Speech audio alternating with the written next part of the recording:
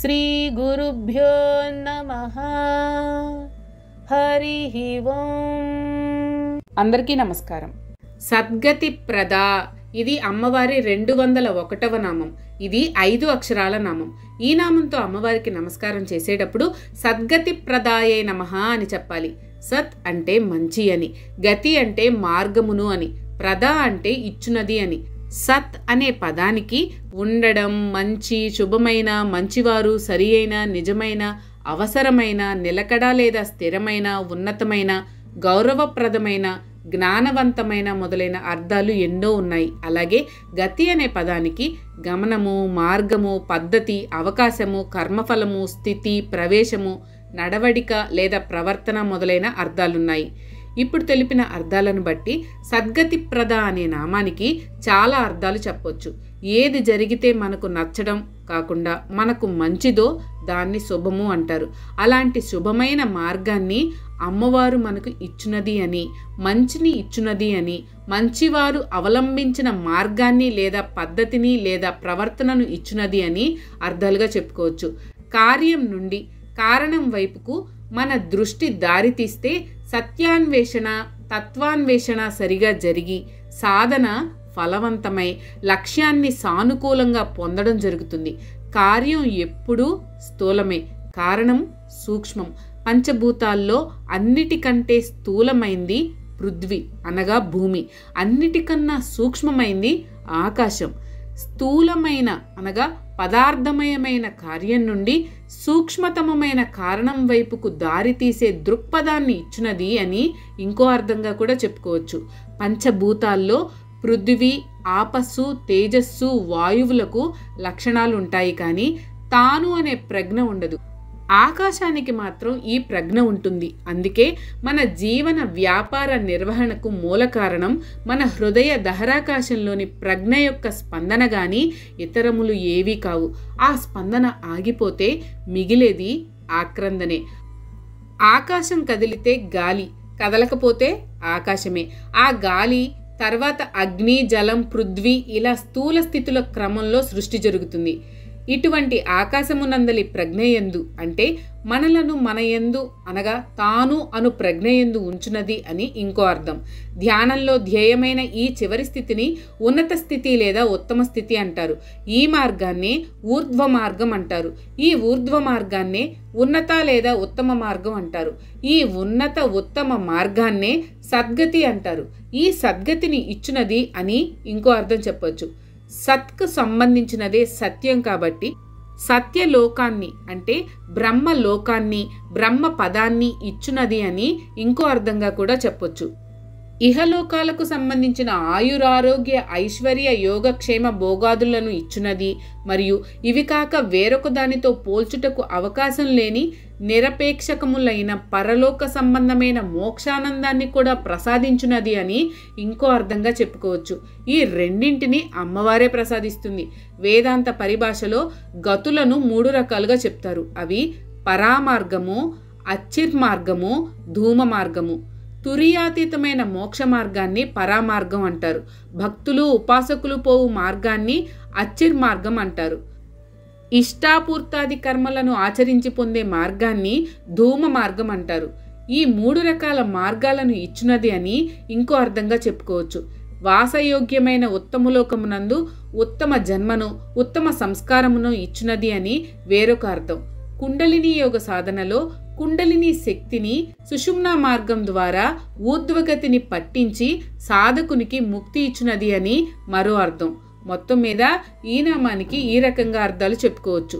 సంసార చక్రంలో బుర్ర ఇరుక్కోకుండా అనుసరించగల శుభమైన, సరి అయిన, అవసరమైన, ఉన్నతమైన, ఉత్తమమైన మార్గమును ఇచ్చునది అని, మంచివారు అనుసరించు మార్గమును లేదా పద్ధతిని, నడవడికను లేదా ప్రవర్తనను ఇచ్చునది అని, బ్రహ్మలోక ప్రాప్తిని ఇచ్చునది అని, సాపేక్షకమైన ధూమ అర్చిర్ మార్గాలను, నిరపేక్షకమైన పరామార్గమును ఇచ్చునది అని, ఇహలోక పరలోక సంబంధమైన సుస్థితులను ఇచ్చునది అని, తాను అను ప్రజ్ఞలో ఉండు స్థితిని ఇచ్చునది అని, స్థూలము నుండి సూక్ష్మమునకు మళ్లించు దృష్టి మార్గమును ఇచ్చునది అని, కుండలిని శక్తిని సుషుమ్నా మార్గంలో ఊర్ధ్వగతిని పట్టించి సాధకునికి ముక్తిని ఇచ్చునది అని, అర్థం చేసుకొనుటలో సరి అయిన దృక్పథాన్ని ఇచ్చినది అని అర్థాలుగా చెప్పుకోవచ్చు.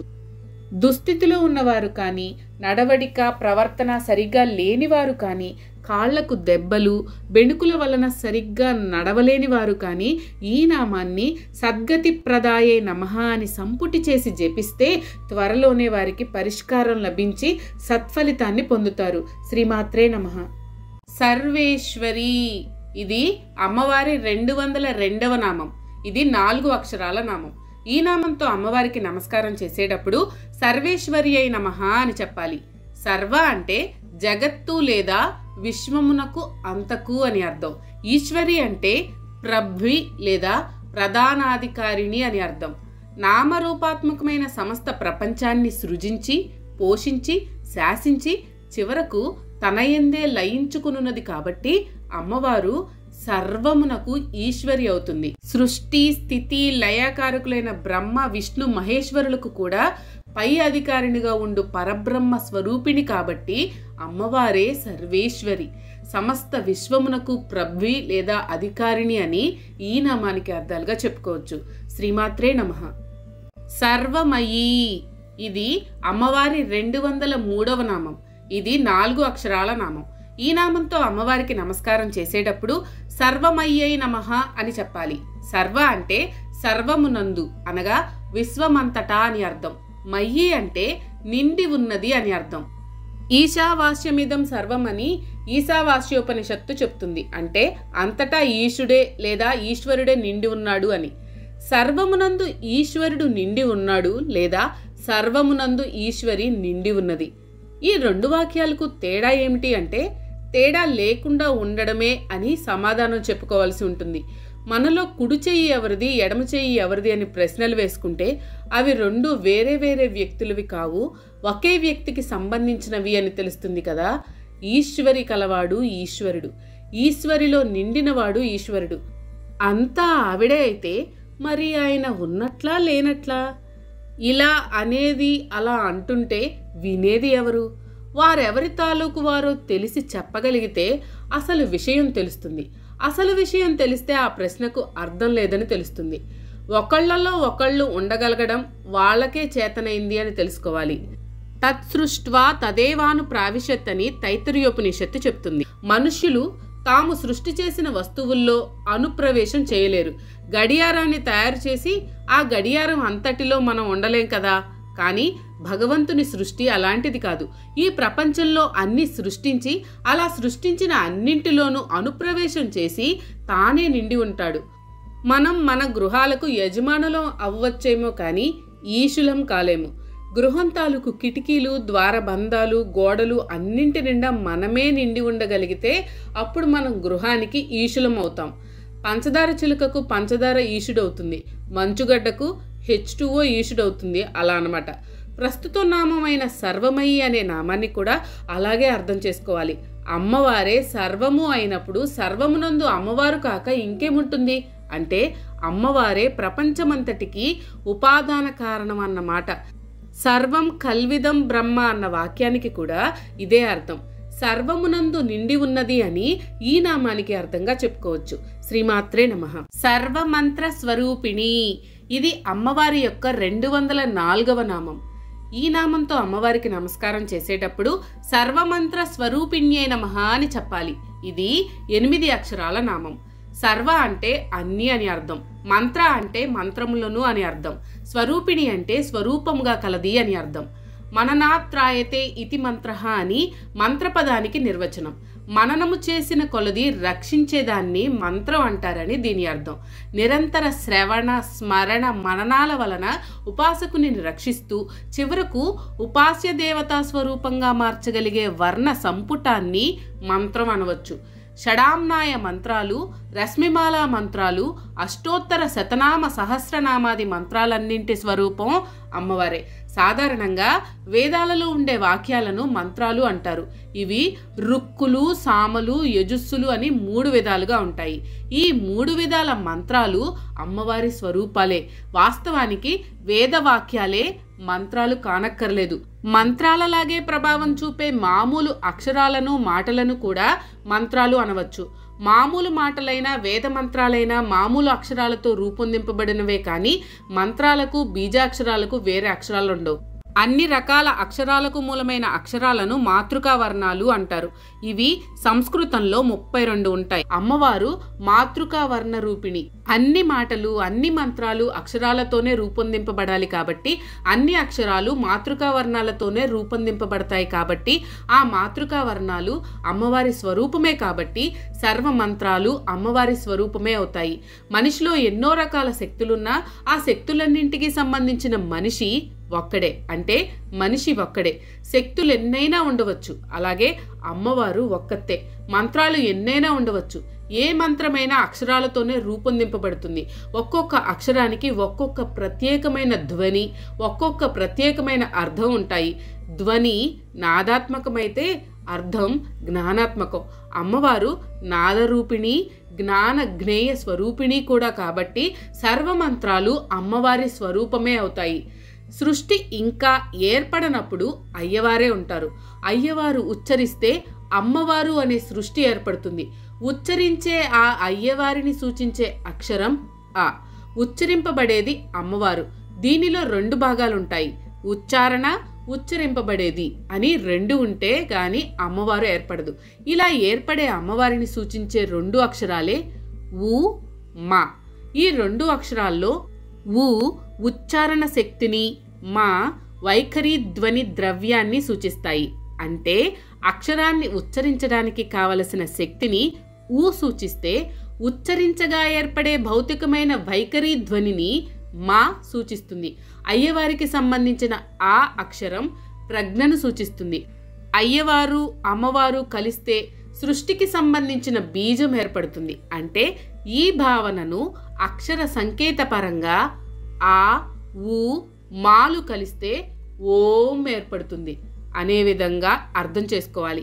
ఈ ఓంకారమే నాదం, సృష్టికి మూల బీజం. నాదం వ్యక్తం అవడానికి సహకరించేదే శ్వాస. ఈ శ్వాసలోని ఉచ్ఛ్వాసం సోతోనూ నిశ్వాసం హంతోనూ సూచింపబడతాయి. ఈ సోహంలో ఇస్, ఓ, హ్ అనే భాగాలు 4 ఉన్నాయి. వీటిలో ఇస్ హులు హల్లులు, ఓ లు అచ్చులు. అచ్చులు ప్రాణాన్ని, హల్లులు దేహాన్ని సూచిస్తాయి. కాబట్టి ఈ శ్వాసలోని సోహంలో ప్రాణపదమైంది ఓంగా తెలుసుకోవాలి.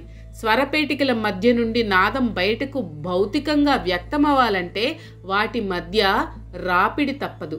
ఈ రాపిడి వల్ల పుట్టేదే అగ్నిబీజమైన రేఫం. దీన్నే వృషభం అని కూడా అంటారు. దీన్నే ఆంగ్లంలో ట్రిల్ అంటారు. ఈ రేఫం సహకారం లేకపోతే నిశ్వాసాత్మకమైన వాక్కు బయటికి వ్యక్తం కాదు. అయ్యవారి నేపథ్యంలో శక్తికి ద్రవ్యానికి మధ్య హోమం జరిగితే బీజాక్షర వాంగ్మయం ఆవిర్భావం అవుతుంది. ఈ హోమంలో శక్తి ద్రవ్యంగాను ద్రవ్యం శక్తిగాను ఉభయ మార్గాలలో మారుతూ ఉంటాయి. రక్తసారాలైన శుక్ర శోణితాల మధ్య ఈ హోమం జరిగితే భౌతిక సృష్టి అనగా సంతానం జరుగుతుంది. అంటే పై లోకాల్లో అగ్ని ఎలాంటిదో క్రింది లోకాల్లో రక్తం అలాంటిదని గుర్తుంచుకోవాలి. పై లోకాల నుండి అగ్నికి సంబంధించిన దుర్గాదేవి ఆవిర్భవిస్తే క్రింది లోకాల్లో రక్తానికి సంబంధించిన రక్తబీజుడు పుడతాడని చెప్పడం ఇందుకే. శరీరంలోని అగ్ని లేదా ఉష్ణము, రక్తము ఈ 2 కూడా అగ్నితత్వ గ్రహాలైన రవి కుజుల చేతనే సూచింపబడతాయని జ్యోతిష్ శాస్త్రంలో చెప్తారు. శ్రీ విద్యలో అక్షర సంతతికి కూడా గోత్రాలున్నాయి. ఉదాహరణకి ఆ, హ, క, ఖ, గ, ఘ ఇవి కర్దమ గోత్రోద్భవాలు. సా, శ, ఛ, ఛ, జ, ఝ ఇవి ఆనంద గోత్రోద్భవాలు. త, థ, ద, ధ, న ఇవి చిక్లీత గోత్రోద్భవాలు. శ్రీ సూక్త ఫలశ్రుతిలో ఆనంద కర్దమశ్చైవ చిక్లీత ఇతి విశ్రుతాహ అన్న వాక్యాన్ని ఇక్కడ సమన్వయపరుచుకోవచ్చు. ఇంకా ట, ఠ, డ, ఢ, న ఇవి భార్గవ గోత్రోద్భవాలు. ఈ భార్గవ గోత్రులకు ఉండే పెంకితనం వాటి ఉచ్చారణలోనే తెలుస్తుంది. అందరికీ సాధారణంగా వదనంలో 2 కళ్ళుంటే ఈ భార్గవ గోత్రానికి చెందిన భృగు మహర్షికి అరికాల్లో కూడా కన్ను ఉంటుంది. వీటితో ఉచ్చరింపబడే అమ్మవారిని భార్గవి అంటారు. వీటిని ఉచ్చరిస్తుంటే పుట్టిన వెలుగు తెల్లగా ఉంటుంది. ఆ వెలుగునే భర్గః అంటారు. గాయత్రి మంత్రంలోని భర్గః ఇదే లక్షణం కల వెలుగు. మాతృకా వర్ణాల వివిధ రకాల కూర్పులతో అక్షరాలు ఏర్పడితే ఆ అక్షరాల అనుబంధంతో బీజాక్షరాలు ఏర్పడతాయి. క్షరౌం అని ఉచ్చరిస్తున్నప్పుడు ఇదేదో చాలా వేడిగా నిప్పులు చెరుగుతున్నట్లు ఉంటుంది. దీనికి లక్ష్మీ అమ్మవారి బీజమైన మకారాన్ని కూర్పు చేస్తే క్షమ్రౌం అయ్యి కాస్త చల్లబడుతుంది. అప్పుడు చక్కగా చూడడానికి వీలుగా ఉంటుంది. కాబట్టే దీన్ని సుదర్శన బీజంగా సంకేతిస్తారు. ఈ మంత్రవాంగ్మయంలో శైవ వైష్ణవ వైషమ్యం ఉండదు.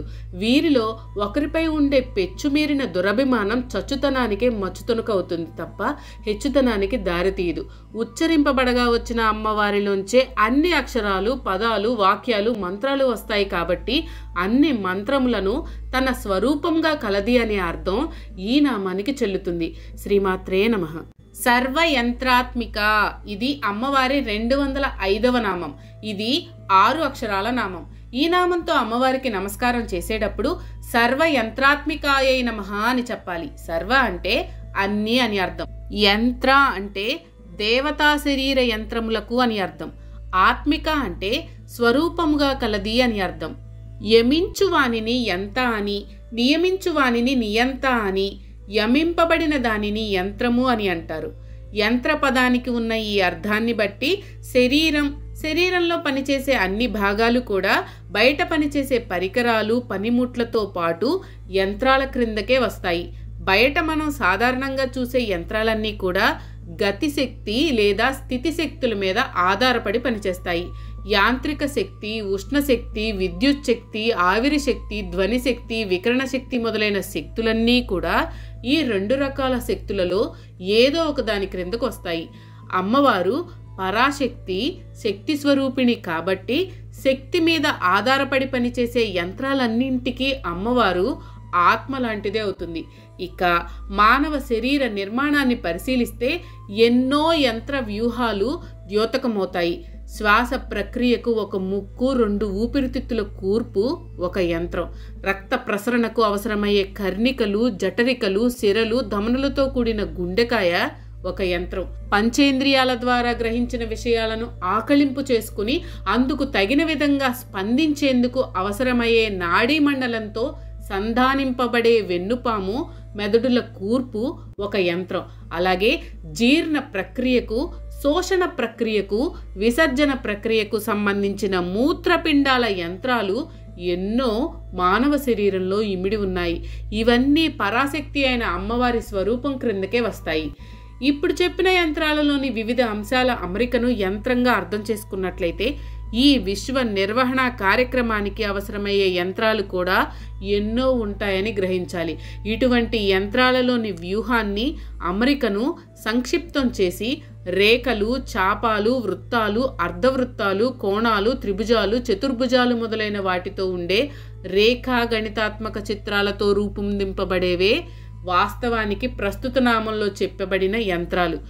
విశ్వ నిర్వహణకు దోహదపడే సకల దేవతలను ఇటువంటి యంత్రాలతో సమన్వయపరిచి ఆరాధించడం కూడా సాంప్రదాయకంగా వస్తున్న ఆచారం.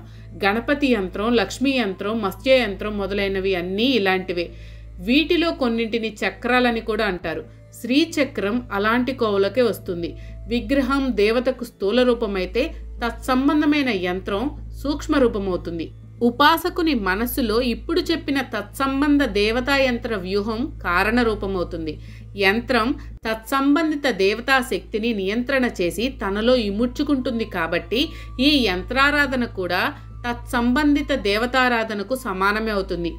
వృక్ష విన్యాసం బీజంలో ఎలా ఇమిడి ఉంటుందో అలాగే మనం చూసే ఆకృతులన్నీ ప్రారంభంలో బిందువులోనే ఇమిడి ఉంటాయి. కాబట్టి అన్ని యంత్రాలకు మూలం బిందువే. ఈ బిందువును అధిష్ఠించి ఉండేదే పరాశక్తి బైందవాసన అయిన అమ్మవారు. అందుకే అన్ని యంత్రాలకు అమ్మవారు ఆత్మ వంటిదని ఈ నామంలో సర్వయంత్రాత్మిక అని చెప్పబడింది. అన్ని యంత్రములకు ఆత్మస్వరూపముగా కలది అని ఈ నామానికి అర్థంగా చెప్పుకోవచ్చు. శ్రీమాత్రే నమః. మీకు కనుక ఈ వీడియో నచ్చినట్లయితే లైక్ చేయండి. అలాగే మీ ఫ్యామిలీ అండ్ ఫ్రెండ్స్ కి షేర్ చేయండి. ఛానల్లో కొత్త నోటిఫికేషన్స్ కోసం సబ్స్క్రైబ్ చేయండి. అలాగే పక్కనే ఉన్న బెల్ ఐకాన్ ని ట్యాప్ చేయండి.